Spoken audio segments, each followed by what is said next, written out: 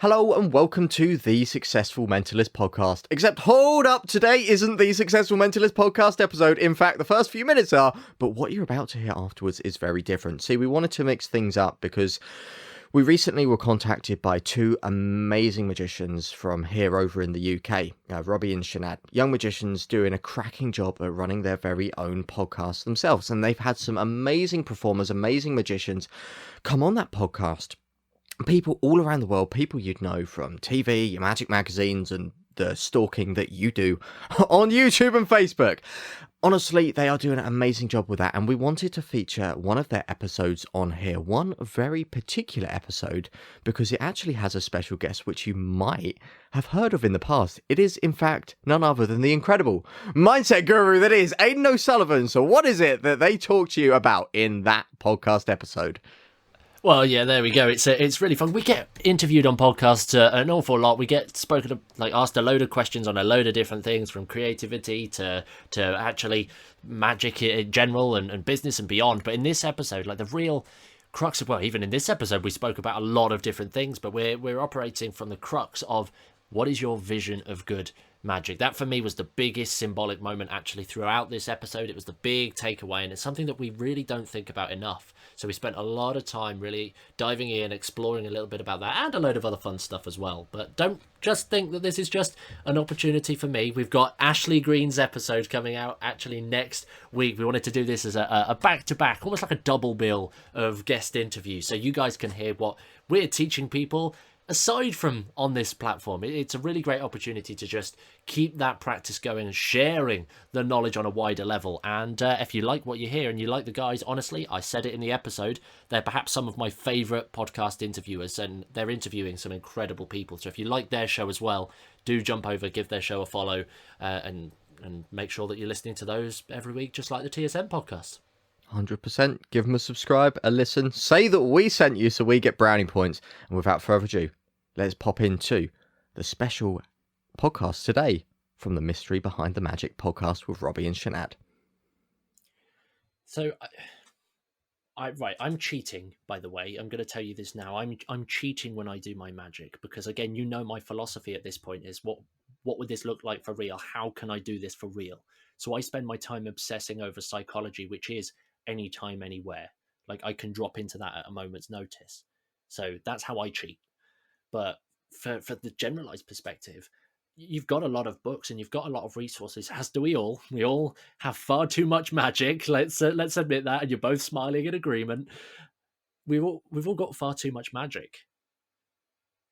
And you know that if you was to pick up a book, you'd probably be able to flip through a few pages or a few tricks and say, oh, I like this trick. I'd love to give this trick a go.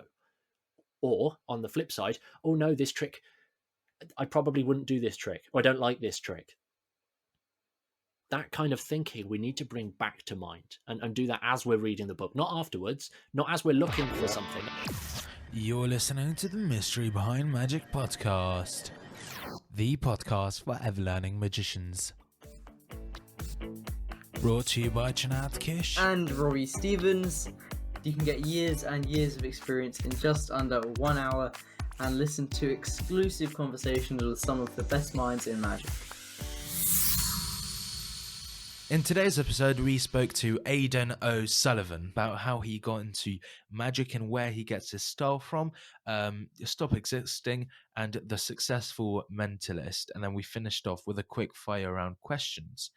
And we also touched a little on self-improvement as well. How did you find the episode, Robbie? Yeah, it was really good, actually. Aiden was really nice, and we kind of delved a little into kind of why you and I both like magic. So that I thought that was interesting to kind of get a further understanding of kind of why I enjoy it and what I want to achieve out of magic.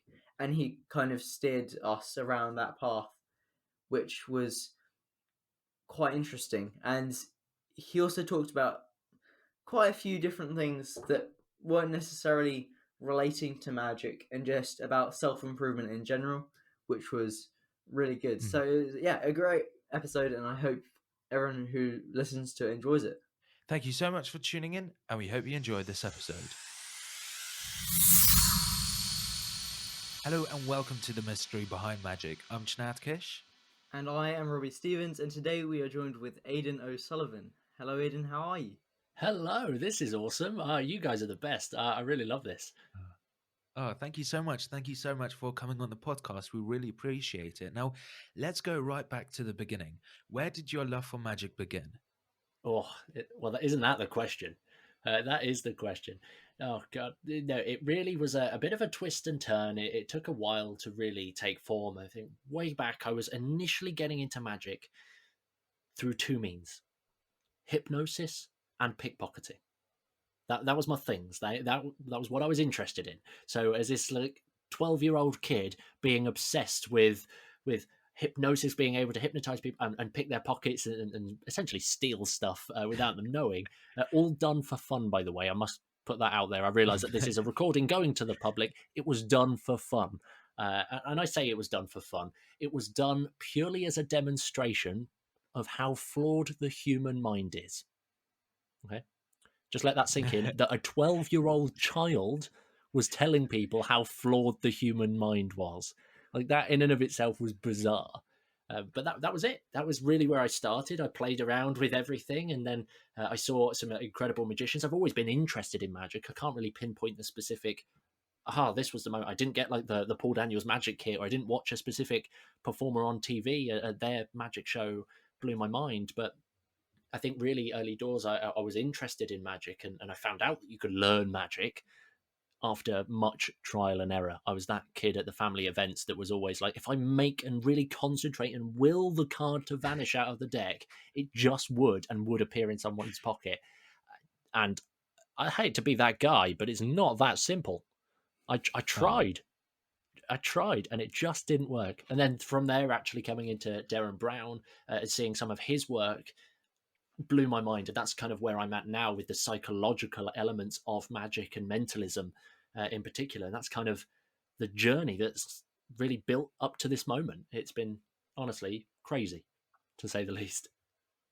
One of the things I thought was interesting when I was kind of looking at your website before the interview was that you kind of have put yourself as the wizard. How come you decided to do that? Was that kind of because you like both magic and mentalism, and wizard kind of was an umbrella term to have all of that stuff packaged into it? I just want to say this and put this on the record for the podcast. I told you guys ahead of time, but for all of the listeners, these guys are some of the best podcasters I've met. Genuinely, the research that they've actually done and everything, genuinely phenomenal. I want that on the record. But in terms of like the wizard, oh gosh, that was. I'll be honest, I did it as a joke initially because I thought, wizard, it's fun, right? It's fun. And to flip the question, when was the last time you guys met a wizard? A real life actual wizard? Oh, long time ago. I used to live next to one. Weird guy. Well, he moved after learning about hypnosis and pickpocketing, and then it evolved. But that was it. Like, really, I thought, well, it's a bit fun, really. I had a couple of people like at gigs and things calling me like, you're like a wizard. I thought, why not? It's a bit of fun, and it just summarizes who I am as a performer, as a person, as a business. Really, like I'm not that guy that's going to be really formal in your magic business, and really like I'm here to have a laugh. I'm here to make you have a laugh as well. It's like it's honestly so relaxed, and that's kind of where the wizard side of things just came in. It just felt natural to be silly, and honestly, it's the best decision I've ever made. So do people remember your name or just the wizard? They actually remember both. Okay. And this was really good because I was thinking a lot a couple of years ago on how on earth can I get remembered, because I always see events and weddings and wedding fairs and like everywhere I meet people and I'm performing for people. Most people I meet actually, when they're telling me a story of a time that they actually saw a magician, precisely 0% of them can remember their name, like who the magician was. And for me, that was like a really big red flag. I thought, oh my gosh, I've got to fix that. And so the wizard kind of I really pushed onto that then and latched onto that. And now people remember, oh yeah, Aidan, the wizard. Because it's just a fun thing. It sticks. So actually, that's one of those really great examples of just by carving out that as an opportunity, people now remember me. And I get gigs booked purely on the fact that I'm calling myself a wizard. Just last year, I had somebody phone me and they said, I've been looking around at other magicians because we are playing the budget game. I'm going to be fully honest. And I thought for a client to actually admit that, I was happy. So again, they said full disclosure, we've inquired with a few people, but then we came across you. And now I had this really great experience in New Zealand where there was a guy genuinely who calls himself, he's officially, by the official name, the Wizard over in New Zealand. You can Google him. He's an official guy. And essentially what he does is he goes to a big open square, like a big market or somewhere, puts a box down, stands on that box and says something controversial and has a debate with people walking by and builds a crowd. And then halfway through the conversation, he flips it up and then argues the side that the actual crowd were arguing with him for. And it flips it to really build that debate and communication skills with people in public. And this client was telling me about that full story. And he said just how the fact that I called myself Aidan the Wizard reminded him of that positive memory and that full experience. And he instantly just jumped straight to me and said, like, right, we want to book you straight away. How much? Just let me know and we'll sort it. Wow. How do you at gigs? How do you go up to people? Do you kind of introduce yourself as, "Hi, I'm Aidan the Wizard," or does that come later on? So I'll be honest, that comes at the end of the gig. I don't call myself a wizard ahead of time, and the reason I do that is because I get the laugh at the end, where it's like, again, I always prompt it and try and get somebody to say, "Oh, you're like a wizard," and I'll be like, "Oh my god, no wait, it's official." Pull out a business card and it's there. It's cheesy as heck, and I know it's cheesy as heck, but people love it because it feels like an extra magical moment. But in terms of how do I actually introduce myself to people, here's the perspective. I'm almost 6'5", almost 6'4.5", and growing a little bit. So I'm almost 6'5". I'm really tall. I'm really awkward and gangly. And I wear 3 pieces, like a 3-piece suit, nice blue 3-piece suit with a big red bow tie at every event I perform at. For the most part. And so when you walk up to a group as this 6'4", well, almost 6'5", gangly person with this bubbly energy, with a big red bow, people tend to pay attention. Especially if I've got like a deck of cards in hand, that they do the introduction for me. Like, and it works. It's bizarre, but it works. People respect that. So, if somebody isn't nearly 6'5", how do they introduce themselves? Oh, now that's a question, isn't it? That's a really good question. Well, first of all, you grow to be nearly 6'5", or you say, "I'm not nearly 6'5". Jokes aside, I think for me the big thing that I always talk to people about when approaching people is don't try and do anything. Don't try and get their attention at the quick moment. I know there's a lot of magicians and mentalists out there that try and get into a group and do something really flashy and visual just to catch their attention, and for me that's a little bit problematic because I don't want my audience remembering the quick flashy tricks that I did. I want them to remember me at the end of the day. And so if anybody was to go and introduce themselves to a new group or anywhere, honestly, it's going to sound like really hard advice, but just go and have a conversation and just be yourself in that moment.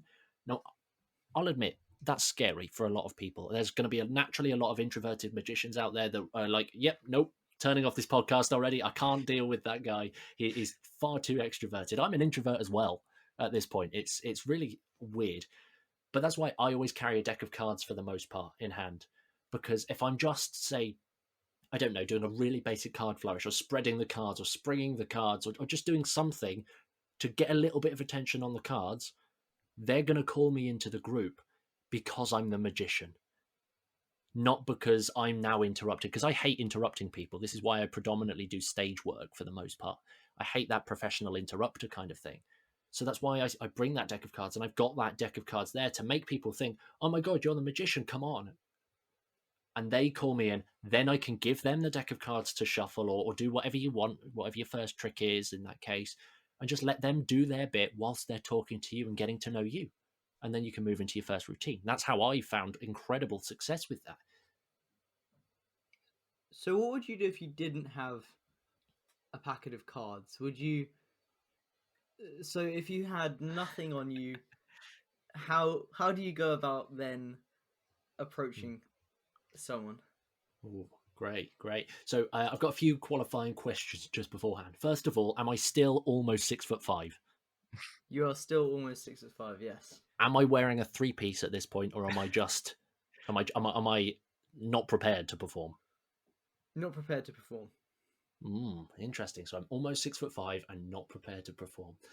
Well, chances are it will be very much a case of I'll still just go in and have that conversation, and actually spark up that conversation. Again, you can play this however you like. For me, it'd be very much a case of just going, saying, "Hi, I'm Aidan. I'm a kind of magician. Would you mind if I spent a minute with you?" The fact that I say I'm a kind of magician opens me up to do the magic or the mentalism. It also means that if they really want to play with it and lean into that comical side, I can call myself a wizard there and then, and it just gets that laugh straight up, because that's my key. If I can get people laughing, relaxed, or just feeling like there's a positive vibe, immediately I know that I can just sit back and enjoy that moment, rather than having to be like fully attentive, fully like leaning over the cards, really worrying about what I'm doing, or whether I'm making the pen disappear, or actually reading their mind, or influencing which hand they're holding a coin in, or anything like that. I'm just me, relax, calm, go. That's it. That's all I'm trying to do. So you mentioned the coin thing. You have I saw it at Blackpool, a year ago now, and it's a great routine. It still baffles me. Is that your kind of go-to trick if you don't have anything on you? 100%. Yeah. So for anybody listening who's not aware, I obsess over what I like to call silly magic tricks. And they're the silly routines that just should not be in a performer's show as their absolutely most amazing thing. It's just one of those routines that we just have in our arsenal because we just have it there. So that which hand, simply guessing which hand a coin is in or an object is in, for me, I took it and ran. And for a bit of backstory, I loved the premise, and I tried, there's a lot of methods out there that use things like logic puzzles and all of these different approaches to try and do a little bit of mental arithmetic, or lie as a truth tellers, to try and work out exactly where the objects are. And for me, I tried it and I didn't really get along with it. And then I hit the world of electronics and playing around. And again, it just meant that I had to have props, and those specific props, not only are they expensive, but they're also really, really easy to lose. So I just didn't want to take that risk. So I started learning and preparing and finding out, all from the basis of this one question. And it's now the basis of all of my magic and mentalism. What if I could just do this for real? What if I could really look somebody in the eye and tell them exactly what they're thinking, using no magic tricks, using no sleight of hand or peeks or anything like that? What if I could just look them straight in the eyes and tell them exactly the word they're thinking of? How would that look? How could I do it? And then I backtrack it from there. And the coin in hand, the witch hand routine, is my first outing of that kind of philosophy. And the whole routine, it's 4 phases in this case, and it's all psychology. There's no sort of behind the scenes magic. There's no logic puzzle. There's no trick to it. It really is as clean, as fair as it looks. And that's kind of why that routine came around. It was my philosophy of magic that informed the routine. And as a result, it kind of turned into quite an event, so to speak. So there's quite a lot of big names that respect this approach and this way of thinking, which, again, I admire. But honestly, it was just that one question. What if I could do this for real? We don't ask that enough. So could you do that trick then over Zoom? Is that something you do in your Zoom shows? Yeah, it is. It 100% is. In fact, what I did as part of the actual preparing the lecture, so I actually ran the lecture and lectured the full routine over at The Successful Mentalist. Again, if anybody listening wants to find that, thesuccessfulmentalist.com. But that entire routine, I actually filmed a version on Zoom of the full routine. And I filmed a version of the entire routine on Zoom and then decided to up the ante a little bit and blindfold myself just to really prove that it's not about looking at anything. There's no like sort of, you don't have to use visual tells if you was to do it for real. So I did it blindfolded without seeing it or being there in person, and it again, very different dynamic, but totally doable. And now it is in every Zoom performance I do, every talk that I do. For the most part, I tend to open or close with that. Just because it works at the end of the day, and it really, I'm not doing it because it's a cool trick. Okay, and I want to make that really clear. I'm not just doing it because it's a cool trick. I'm doing it because it appeals to my presentation, what I really want my presentations to look like, and it applies to my philosophies of good magic. For me, good magic is as real, as pure as it can get. It's that moment where I can just have fun, have a laugh, and just be so present without the audience trying to think about how it's done, because I tell them how it's done, yet it's still fooling. And that's just kind of my approach. Does that make sense as to why I'm doing it? Because that's more important than the trick, why I'm doing it. Yeah, absolutely. So do you recommend people to find a trick they can always rely on, impromptu, that they can always do if somebody asks, can I see a trick? You know, I don't know, if I'm honest. I'm really not sure. I think we should always, as magicians, like, we are supposed to be able to do magic, right? We're supposed to, that's what we're trying to tell ourselves, unless we're pitting ourselves as the sleight of hand artist or something very different that is reliant on props. As a general thing, we are the magicians or the mind readers. Like, I've seen gigs and performers at gigs and other performers on their Zoom shows and things, that somebody's asked them a question of like, oh, can you read my mind? And honestly, the response was, oh, let me just grab my deck of cards, or oh yeah, oh no, I don't actually have anything on me, or I can't do any magic right now, I don't have any tricks with me. And it's like, at that moment, that's, for me, that's a big red flag, because if we're trying to do magic, are we doing magic or are we doing tricks? I was literally having this conversation with a coaching client this morning. Are you trying to do tricks because your tricks are fantastic, or are you trying to do magic? And that's the step that, if you really want to make an impact, you really want to actually see the level of transformation in not only your performances, but also your audiences, you've got to look that step beyond, in my eyes. Like, you have to try and work out, what can you do in that moment that would make something so magical? And I'm not saying much. If they've got a coin with them, literally learn the French drop if you have to. And if they've got a coin or a small object, just make that vanish. But make it vanish in a good way. And really, really build that magic up. So again, this is why I'm saying, like, I don't know if you should have something to always be ready and always go, because that will become too quick and it might not feel right. But if you have an arsenal of principles or toolkit of methods that you can go into if the situation is right, then you can slow it down or speed it up depending on your character, and make that decision of, right, okay, I honestly, I wasn't expecting this. And usually, if you want to take that, you usually bring a deck of cards. Maybe this is a good way of doing it. Like, oh, I usually would. I'd show you a card trick, but I actually don't have a deck of cards right now. So let's do something better. And then go into like even a French drop or something like that, because you've premised it and you've set the premises. Let's do something better. They're they're leaning in more. They're more excited about the moment for the most part than if you just brought out a deck of cards and went straight into your ambitious card routine or your mind reading with cards or anything like that. So it's really building that moment. So again, to answer the question, I don't know, but I don't think it's worth not doing.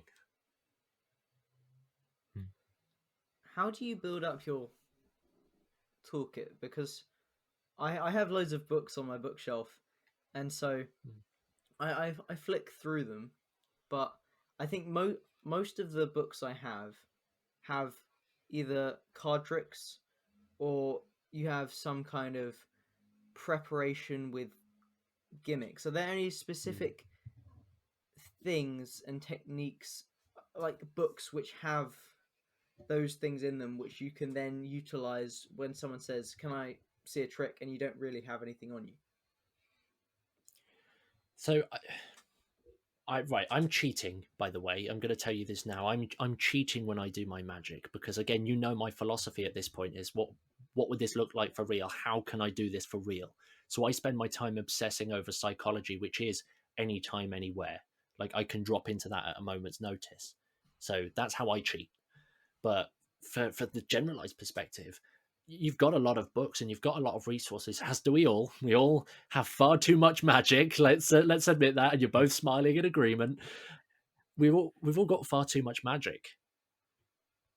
And you know that if you was to pick up a book, you'd probably be able to flip through a few pages or a few tricks and say, "Oh, I like this trick. I'd love to give this trick a go."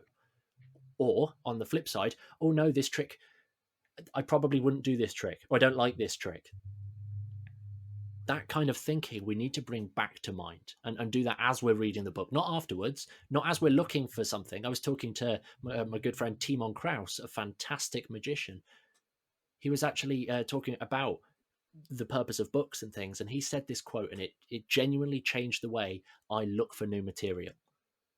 And it's quite simply that you go to your bookshelf for information, not inspiration. You go You go there for information. You go there for a method. You go there for a trick. You don't go there to find a good opener. You don't go there to find your toolkit. Instead, you go there to find the how to and the presentation and the little subtleties. That's what you go to that bookshelf for. And in terms of building up that toolkit, I'd probably start with the question of, like, what do you actually want to be known for as a magician? What is your vision of good magic? What does that genuinely... And can I ask you guys that right now? I know that's on the spot and a very big question, but like, what is your sort of thoughts on good magic? And it can be different. This is the key. Csanád, you can go first. Good magic is what's it called? I think good magic should just be giving a spectator an experience that they've not had before, or surprises them and they don't know where it would lead to. Because a lot of people have seen somebody with a deck of cards, they pick a card, they find the card, it's on the top. Free magicians do that, and let's say you're trying to get hired as their magician, you're not going to stand out. So actually, good magic for me is just something that stands out, and that has your personality in. And what frustrates me, which is I think bad magic, when you watch a YouTube video and you copy their exact words, and like I think especially for magicians, it's incredibly easy to tell who is doing that, especially if you're having a conversation with them before, because how they speak totally changes. So it's your personality, your patter that you've thought about. So people do actually know that, this guy or this girl has spent loads of time on this, or just time on it. And yeah, just something that surprises and is entertaining. I love that. Yeah, I think for me that's probably kind of the same thing. Have it kind of... I don't want to go up to people... I mean, you mentioned it, Aidan, where it's kind of like you talk to them first and kind of have it integrated with you. So you're talking about something and then you use magic as a way to develop what you're saying and provide a strong... Have I just cut out there?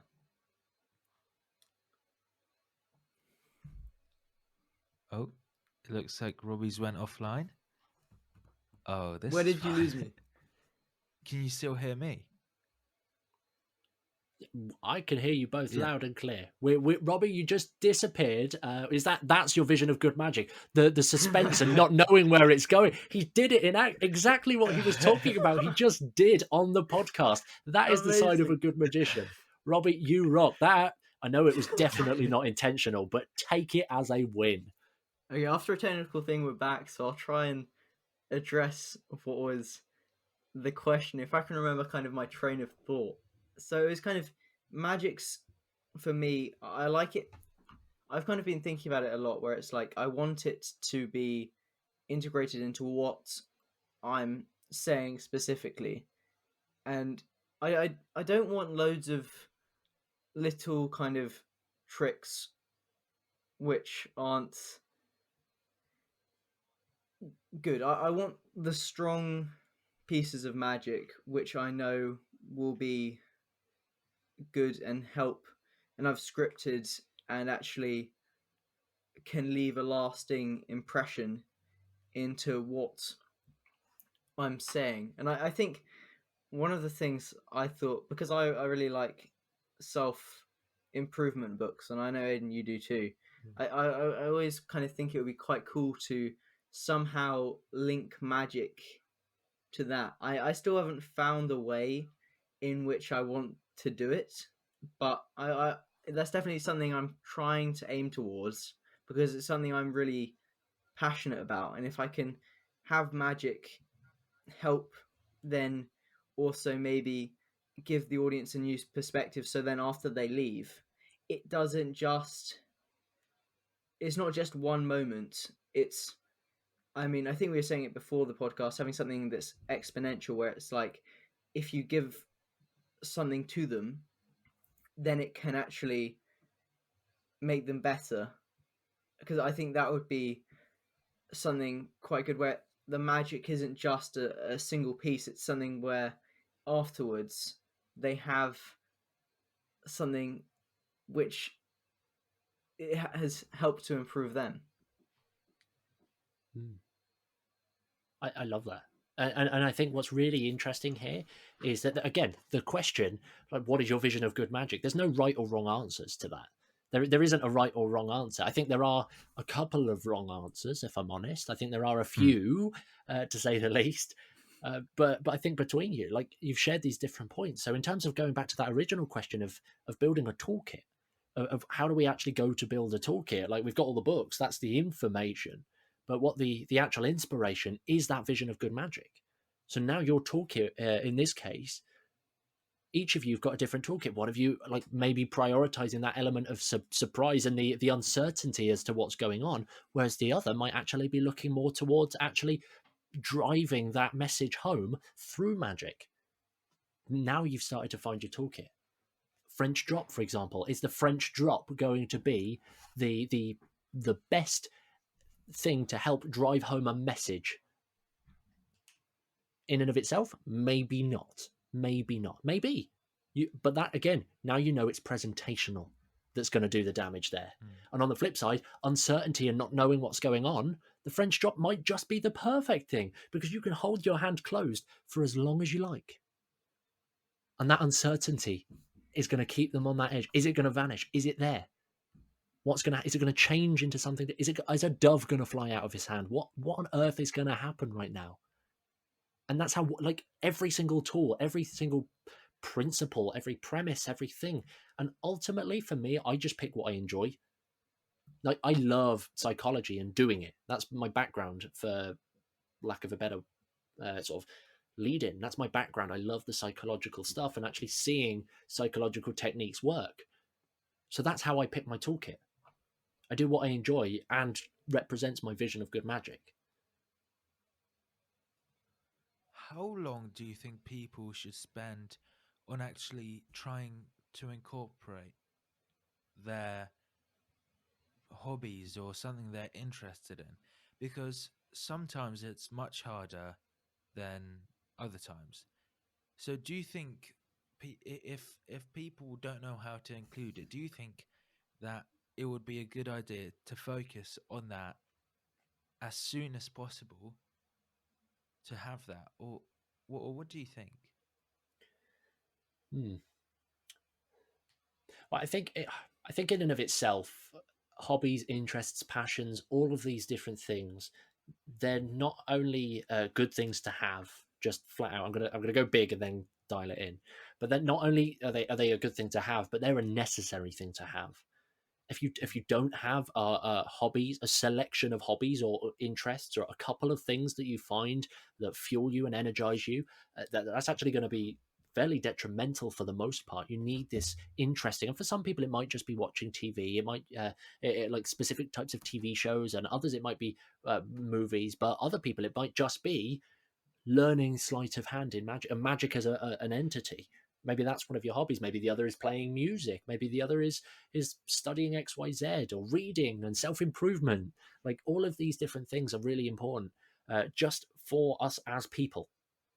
Now, I won't bore you with the ins and outs of the psychology and the studies behind that, but if you have these driving forces and these curiosities, you're actually going to be keeping motivated. Neurologically and physically, you're going to be keeping up that motivation. So whether you actually embed them in magic or just keep those hobbies as existing individual entities, the fact that they're there is actually contributing to other things. And creativity overall happens when there's lots of information and lots of curiosities, and that opportunity for your brain to piece together pieces of information and look at things in new and different ways. So whether you want to embed them into magic or not, I don't think that's the question. I think the question is, what are they and how are you chasing those hobbies and passions? Does that answer your question? It does, yeah. To focus on them as well, yeah. And I think I think quite a few listeners who are on the younger side maybe don't have other hobbies. They've just been focusing on magic, and they really like that, and that's what they feel like they want to do. Do you think that those sort of people should try and go out to see what they like, or just, they might not even go they like it, they might just like history in school, but they might not recognize that at first? So do you think it'll be a sensible idea to get like, okay, I like this and this, and actually that can help me in my magic? I'm going to preface this by saying that everybody, regardless of where they are in their career, their entertainment, their magic journey, or life overall, the biggest takeaway is that you should never stop learning. Never stop learning. Because the second you stop learning, you actually start regressing. You start going backwards. You see, our minds are wired in two different ways. They're either growing or dying. That's the way we kind of grow. We're either learning and growing and improving and absorbing new information and moving ourselves forwards, or because we can't get stagnant. In our minds, we can't get stagnant with all of this stuff. If we're not practicing a piece of sleight of hand, and we don't practice that for 20 years, it doesn't stay as good as it was 20 years previously. It goes all the way back to much worse and much further. You might not even be able to get halfway with that piece of sleight of hand. So never stop learning is honestly, it's the one thing that changed my life. And even if you don't have other hobbies or other interests right now, and you don't want to go and try and get others, just find ways to actually learn more about the one hobby that you have, would be my suggestion. And just ask more questions. It's really as simple as that. If I open up a magic book, or I get one of you guys to open up a magic book and tell me a insight or something that's shared in that book, I'm definitely going to be asking questions back, because that's not only going to solidify the learning and that information obtaining process, but it's also going to help everything else in that I'm getting better at magic because I'm asking more, I'm finding my feet, I'm working out where I need to go and what my vision of good magic is, because that will change. It wouldn't surprise me if in maybe a year's time between you, like maybe even all three of our visions of good magic get switched and jumbled around, and suddenly we've all got each other's and not our own anymore. And that's okay, because that's part of the learning curve. That's part of the actual process. So regardless of where you are in that magic or mentalism or that overall journey of life, if you don't stop learning, you're moving forwards. So whether you have that hobby or not, it really does. I would encourage everybody to go and find more hobbies, definitely, just because it's fun. Life is fun when you have an interest in more than one thing. But equally, if you're just devoted to just magic, there's always more to learn. And that's the key. That's the real key. What's the most... Well, how would you say you can learn more efficiently? Because I feel if you can speed up the learning process, it helps. So are there any particular things you have in mind on how to do that? I mean, we can take this in a million one directions right now, but let's ask the question, and I'm curious to hear your responses. When was the last time that you guys actually learned how to learn?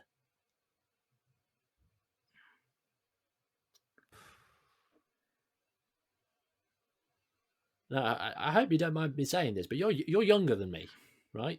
You're younger, so you're typically of the age and around the age of learning. But when was the last time you actually learned how to learn?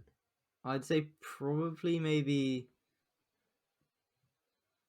2 months ago. I read a book called Make It Stick: the Science of Successful Learning. So that was, but then I haven't really done anything since then. I'm gonna look much worse than Robbie, probably in year 6. But this is right. I mean, either options are completely valid. I mean, Robbie, you've already prefaced this by saying that you're interested in that personal development thing, so you've probably already done a little bit of that work. But for the most part, think of if you want to look at it, say you get to age 40, and the last time that you learned how to learn was in year 6. That, in and of itself, is a crazy aspect. That's so bizarre to me. Now, we can learn in a bunch of different ways. Like I could easily sit here and teach you how to, a couple of tips to speed read if you wanted to get through information faster. But fun fact, you don't need to speed read to read 52 books in a year.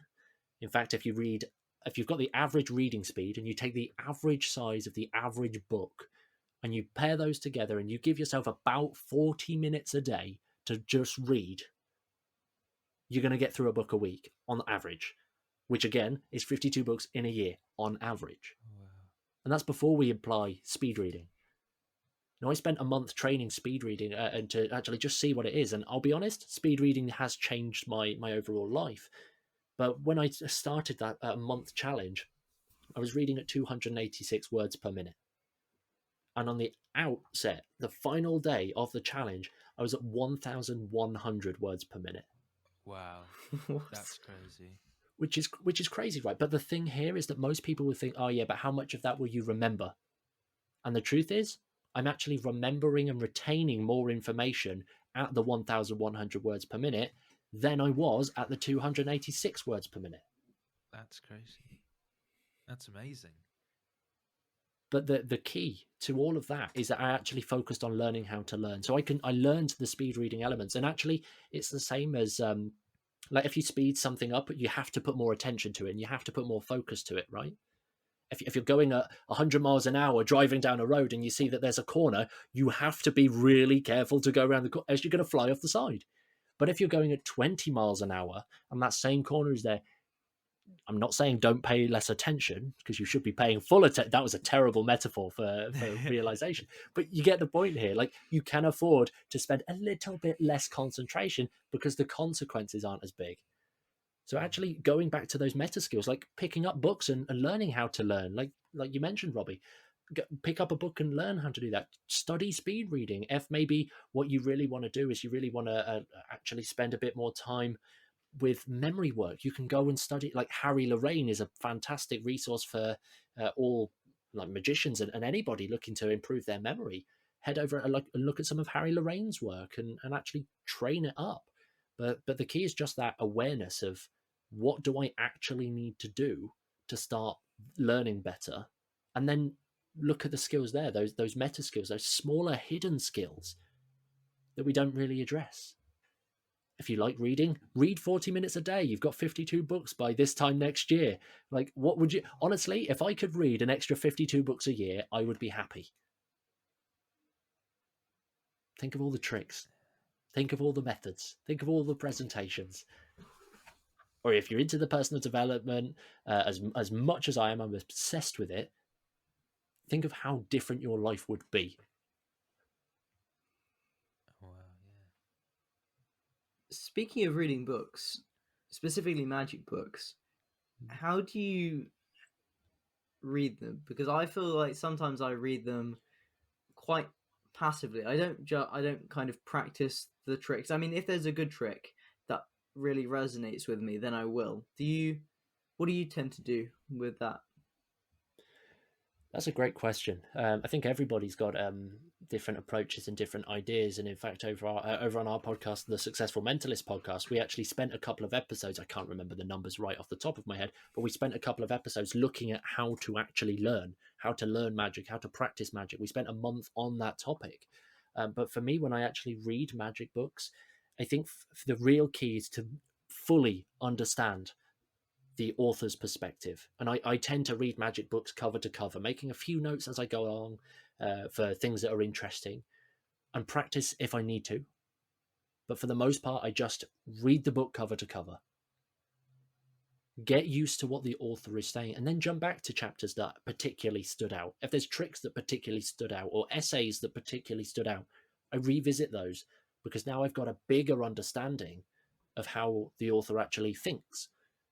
Because if I wrote a book right now and told you some of like the tricks that I do, and I gave that to you, you might have a half an answer as to understanding why I do certain things like that. Because I've told you in this conversation, this is my approach to magic. Unfortunately, a lot of authors actually out there don't tell you their approach and their vision of good magic at the start. And sometimes they do, and it's in the introduction. We all skip the introductions because, again, smiling right there. Yeah, there we go. Busted. We skip the introductions and jump straight in for the tricks for the most part, and have a learn and go from there. But honestly, that's how I kind of read them. I don't not read it multiple times. I read first to get inside of the author's heads. The irony, a mind reader getting inside of another mind reader's head. That's quite funny. But that's it. I read it cover to cover, get inside of their heads, understand their thoughts and philosophies of magic a little bit better, so that I can then jump back to the bits that stood out to me and then have a play on those. I can then practice them. I can then adjust them and put them in my repertoire, take out the bits that I liked, and it might just be something as simple as like a line. I see a bit of script that I particularly resonate with, and I can take that out, and I know why they've put it in there. But again, the key is asking those questions. Yeah, that's really great. And we had Chris Wardle on, who co-wrote Creating the Impossible Methods for Magic with James Ward, to talk about that book. And he said that books like that, when it's that he would read those sort of books just cover to cover, but tricks like where they books that have tricks in, he would just see what looks good and go like that. So why do you, because it's going to be different to everyone, but why do you read it from cover to cover? Yeah, I think primarily it's because I want to understand more, or as much as I can, about the individual tricks or the individual that's actually going there. I want to try and understand it as best as possible, because as soon as I know why they've done it that way, I know what I can change to do it differently, or if I agree with that. And sometimes it's those hidden philosophies and those hidden approaches that will make my magic better. My magic is, again, I'm what I do at this point. I spend at least 3 months working on a new routine using pure psychology before I even consider tricks. But that doesn't mean that the tricks are invalid from other people, because that's where I'm applying their little thoughts and philosophies and embedding that into my work. That's why I read it from cover to cover. And also just because I know if it sits there and I read one page at a time, or whenever I feel like it, I probably won't finish the book. So if I'm going to read it and I'm energized to read it, as soon as it lands in the post, it's open, I'm reading that thing cover to cover, getting it done as quick as possible. And also because, let's be fair, we all like learning a couple of new tricks. So that's kind of why. You've mentioned the Successful Mentalist a few times in the podcast. So I was wondering if you could kind of give an overview as to what it is, please. 100%. Thank you for asking. I mean, we call ourselves the Successful Mentalist, and we realize that sounds like we're just working for magicians, or mentalists, sorry, but we are working for all magicians. And in fact, our big mission statement for the entire business is quite simply to improve the quality of life for all magicians across the globe by 2040 through the delivery of transformative techniques and all of the other resources that we're sharing across 4 dimensions: business, mindset, performance, and the new one, health, because health doesn't get talked about or spoken about enough in the entertainment industry, specifically physical health, but also mental health as well. Like, we've just been obliterated in the past year through the pandemic and everything right now, and there's a lot of performers who have taken that on, and it's been really tough. So actually bringing that in, that's the 4 pillars of TSM, and that's what we're working for. So we train up magicians and mentalists to actually improve each of those 4 dynamics in a way that they can actually enjoy and have that improved quality of life overall, rather than having to just do magic every waking hour around their full-time job because they can't get the gigs they want, because then they have to do more. It's weird. It's a bizarre set of situations that we're faced with as magicians and mentalists, but that's what we do. That's really our mission. And we've got that the podcast, the Successful Mentalist Podcast, that's available pretty much everywhere. And every week we're actually, well, twice a week now, we're actually sharing episodes and information on business, mindset, performance, and health to try and bring that information to you. But that's it. That's what we do. That's the mission. Why 2040 is the goal? It's the conversation went like this and this is the true fact. The conversation went like this: when do we think it's reasonable to have improved the quality of life for all magicians across the globe? When do we think that that's actually going to be possible? I've no idea. Shall we just pick a number? Yeah. How does 2040 sound? Yep, that sounds great. Let's whack it in there. Job done. That was it. That was pretty much it. But it's long enough for us to actually commit to that. And I hope what is really clear is that because we're so passionate, myself and Ashley Green, the co-founder, and honestly, brilliant performer, what we're actually trying to do and trying to share is that we're in this for the long haul. We didn't set up a business to make a quick buck and profit and sell tricks or anything like that. That's not our game. Honestly, you go to any other magic company out there, they will smash us in the face with tricks because they're the best at that. Instead, what we're the best at is actually combining everything to make performers better as people. But yeah, by 2040, it's a big enough goal. It's long enough there to show that we're in it for the long haul. And it sounds quite cool. It's better than 2037 and a half, isn't it? Like, let's be fair.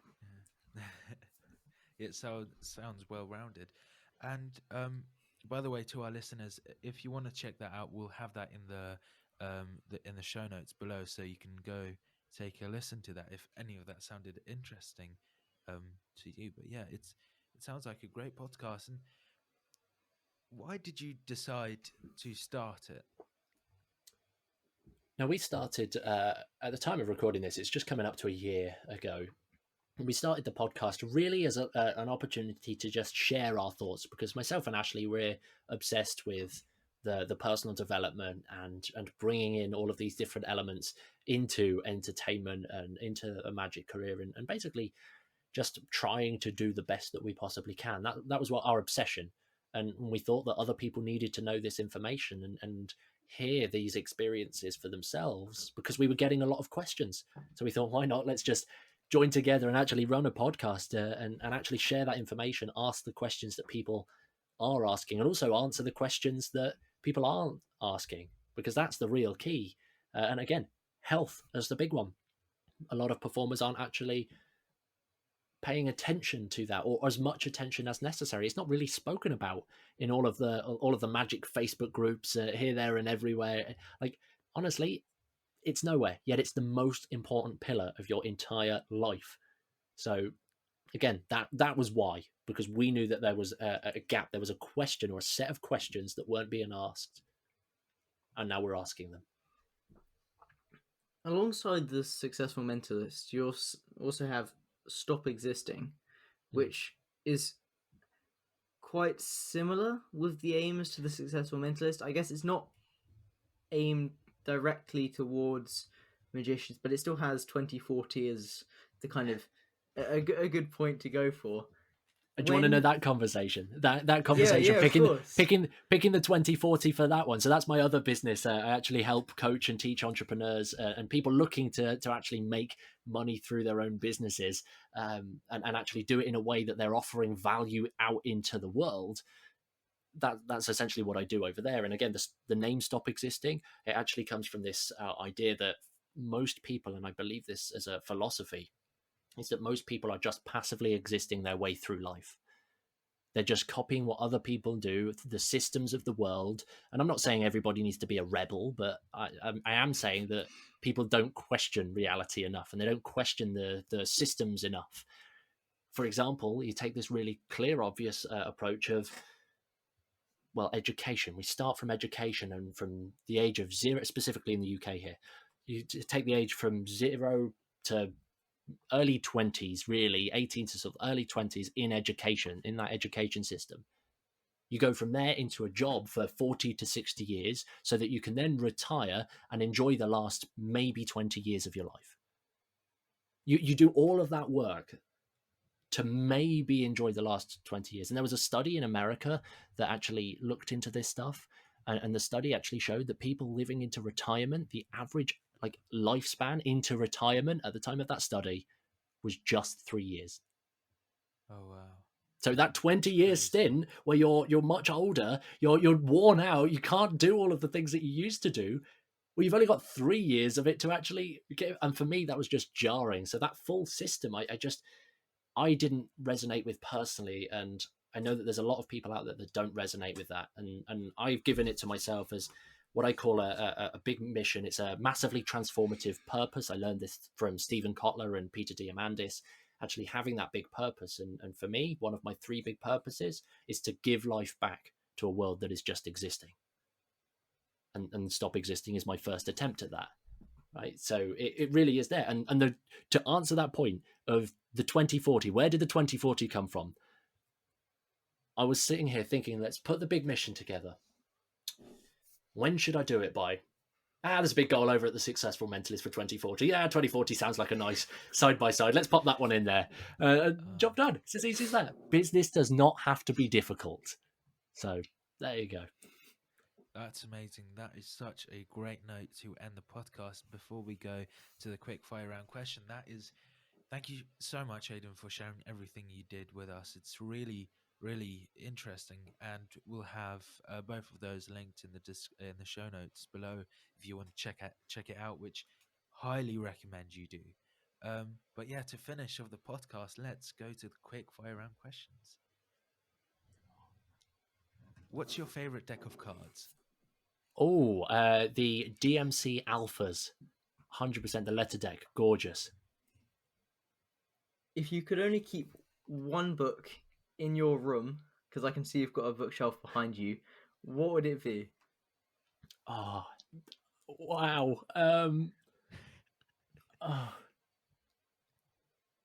It would probably have to be Transcend by Scott Barry Kaufman. He's a psychologist. It's not a magic book, but it's a book, The New Science of Self-Actualization. By honestly, fantastic book. Genuinely, Scott is fantastic. Literally interviewed him just yesterday for the TSM podcast. But honestly, everybody should read this book.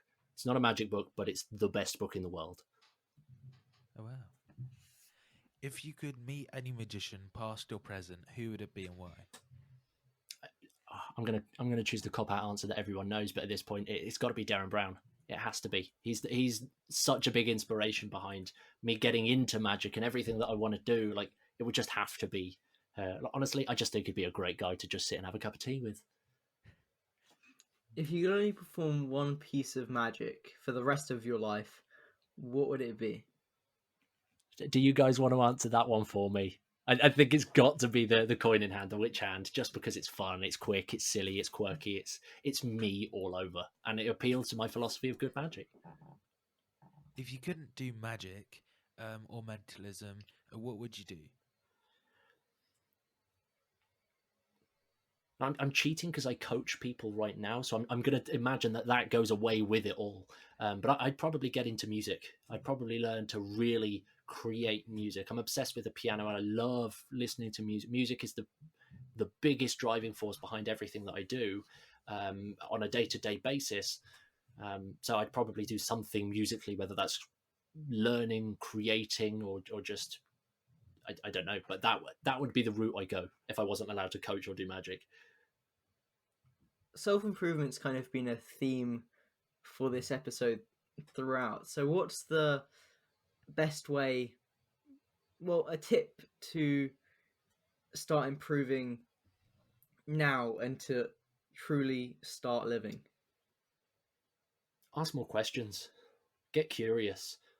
Honestly, when you start questioning everything, whether it's in a good way or a bad way, like when you start questioning everything, you're naturally opening up your mind to seeing the world in a new way.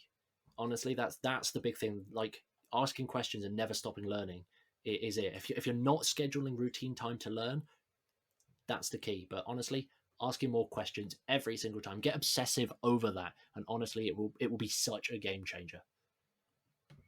If you could be a real wizard, what would you do?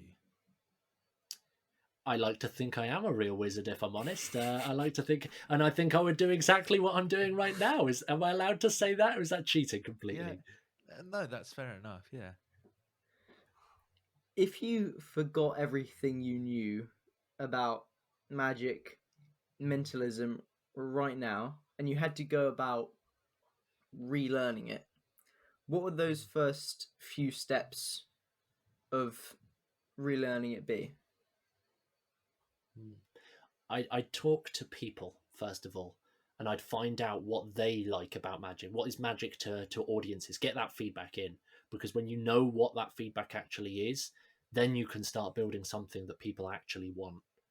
I'd find out what people thought of good magic was, and then try and find ways to learn that, whether that's through the 21 card trick or the French drop or a piece of the mind reading like Witch Hand or something. I would find out what people actually want and appeal to good magic, and try and find a way of doing that first, and always get feedback and keep growing from there. And what piece or what advice would you give to our listeners? If I was to give you anything, it's to make sure that you're listening to every episode of this current podcast, because this podcast is awesome. Oh, thank you. Genuinely, that was the moment I was supposed to plug the TSM podcast, wasn't it? That I messed that up completely. But both podcasts, just listen to podcasts, everybody. That's all you have to do. Just stay listening to podcasts, and yeah, that's great. But hey, I'm a guy that prances around in a 3-piece suit and a big red bow tie that's almost 6'5", that calls himself a wizard. So take my advice or leave it. Honestly, I do not blame you either way. That's the best way to end the episode. Thank you, Aiden. That is. Thank you so much for coming on the episode. And like mentioned before, we'll have all the things that I said will be in the show notes. That will be in the show notes. But yeah, thank you so much, Aidan, for coming on the podcast, and thank you for sharing everything you did. We really appreciate it.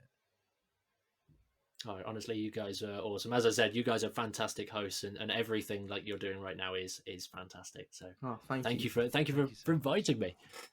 Thank you so much.